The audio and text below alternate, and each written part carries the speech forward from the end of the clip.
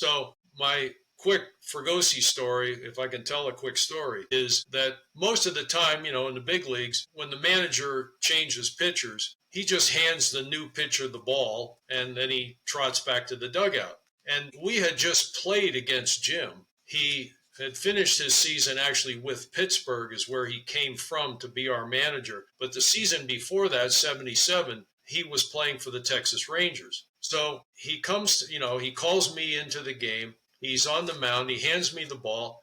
But instead of trotting back to the dugout, he stands next to the mound.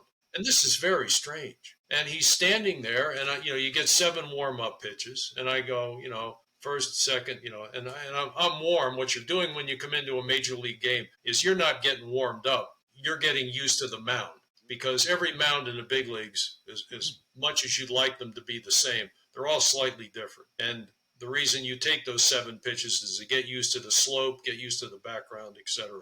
So anyway, Jim's standing there, and I get to like number 4, and he's still standing there, and I'm saying to myself, well, maybe he knows this guy that I'm going to face, and he knows how he wants me to pitch him. So maybe that's why he's standing there. And so now it's, pitch number 6, pitch number 7. Okay, time to go. Still standing there. And I look over and I go, Jim, is there something you want to tell me? And he goes, yeah, if you come into a game again with mustard on your jersey, I'm going to fine you $50. Is that right? Oh, that's funny.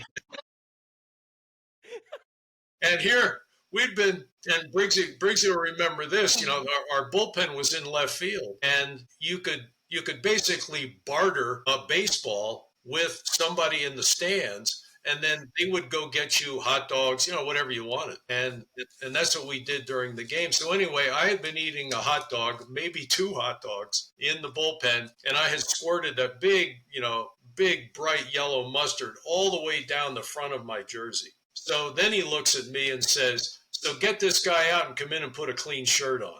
And I nodded to him, and that's how that ended. But that was my first interaction with Jim Fregosi as our new manager.